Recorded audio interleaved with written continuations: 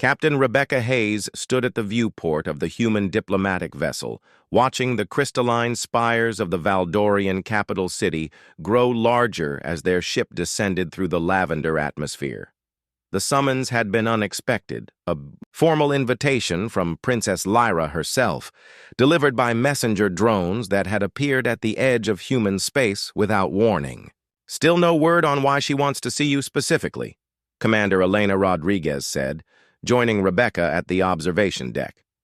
Elena's pointed ears twitched slightly, a nervous habit she'd never quite overcome despite decades of service alongside humans. As one of the few elves to hold rank in the Terran Defense Corps, she understood the delicate balance of interspecies politics better than most. Rebecca shook her head, auburn hair catching the alien sunlight filtering through the viewport. "The Valdorians have been silent for 3 months since the trade negotiations broke down. Now suddenly their princess wants a face-to-face meeting with a mid-level captain from Earth." The ship touched down in the palace's landing bay with barely a whisper. Valdorian architecture was a marvel of organic curves and bioluminescent materials that seemed to pulse with life. Rebecca had studied their culture extensively, but seeing it firsthand still took her breath away. Princess Lyra waited in the grand reception hall, her tall, willowy frame draped in robes that shifted color like oil on water. Her skin held the characteristic blue-silver tint of her species, and her large, dark eyes seemed to hold depths that could swallow stars. When she spoke, her voice carried the melodic undertones that made Valdorian speech sound like distant music. "Captain Hayes," the princess said, inclining her head in the formal Valdorian greeting, "I am honored by your presence." "The honor is mine, Your Highness," Rebecca replied, matching the bow precisely. Years of diplomatic training paid off in moments like these. "Though I confess, your invitation has left my superiors quite puzzled." Elena remained 2 steps behind and to the left, her hand resting casually near her sidearm. The gesture was subtle, but spoke to years of partnership between the 2 women. Where Rebecca led with diplomacy, Elena watched for danger. Princess Lyra's expression remained unreadable. "Walk with me, Captain. There are things I must show you that cannot be discussed in open chambers." They followed the princess through corridors lined with living murals, bioluminescent organisms that created ever-shifting patterns of light and color.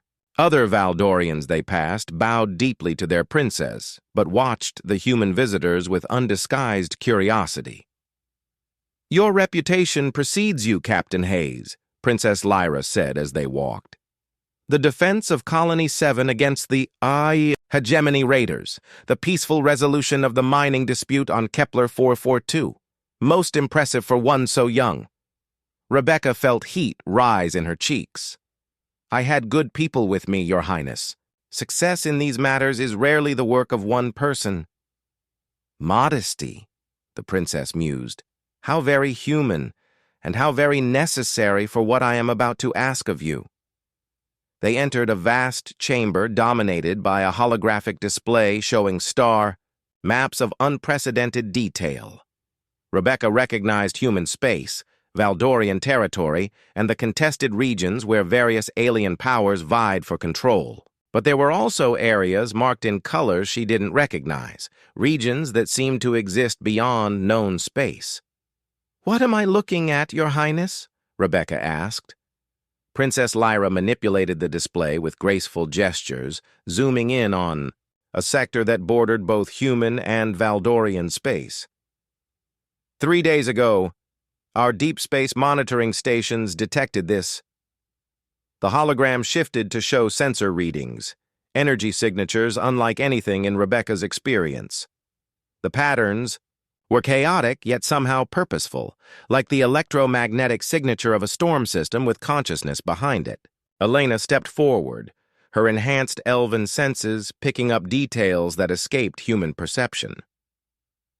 "Those power readings," she said quietly, "they're off the charts." "Indeed," Princess Lyra confirmed. "Our scientists believe this represents The arrival of something from beyond our galaxy, something that views both our species as potential threats to be eliminated. Rebecca studied the data, her mind racing through tactical possibilities. Why bring this to me? Surely your military advisors have recommended immediate mobilization of our entire fleet, the princess interrupted, as have yours, no doubt, once your intelligence services detect what we have seen. The implication hit Rebecca like cold water. You're talking about a war between our species over how to handle this threat. Princess Lyra nodded gravely. My advisors see humans as unpredictable and aggressive. Your leaders view Valdorians as secretive and potentially duplicitous. Both sides will seek to gain advantage before addressing the real danger. Elena's ears flattened against her head, an involuntary response to stress that Rebecca had learned to recognize. So why us? Why not go through official channels? The princess turned to face them both, and for the first time, Rebecca saw something like vulnerability in those alien features. Because, Commander Rodriguez, you represent something both our species need, proof that cooperation is possible. An elf serving with distinction in human forces, trusted enough to accompany their representative into potential danger. Rebecca felt the weight of understanding settle on her shoulders. You want us to broker an alliance. More than that, Princess Lyra said, manipulating the display to show projected invasion routes. I want you to help me forge a response that neither of our governments would approve of alone. Something that requires the best of both species working in harmony. The chamber fell silent except for the soft humming of the holographic projectors.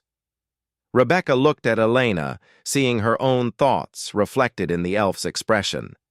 They were being asked to step far beyond their authority, to potentially commit their respective species to a course of action that could be seen as treason. What exactly are you proposing, Your Highness? Rebecca asked. Princess Lyra smiled, and for the first time the expression seemed genuinely warm rather than diplomatic.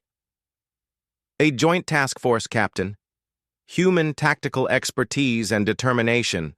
Valdorian technology and wisdom. Working together before our governments can interfere. We stop this threat before it reaches either of our worlds. Elena spoke up, her voice steady despite the magnitude of what they were discussing. That's assuming we can trust each other completely.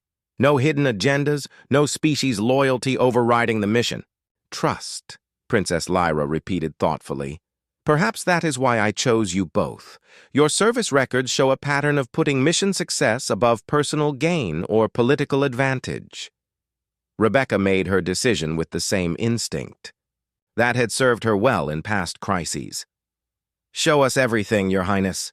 If we're going to save both our species, we need to know exactly what we're up against. As Princess Lyra began outlining her plan, Rebecca realized that sometimes the most important diplomatic missions began not with formal negotiations, but with three women from different worlds choosing to trust each other when the stakes couldn't be higher.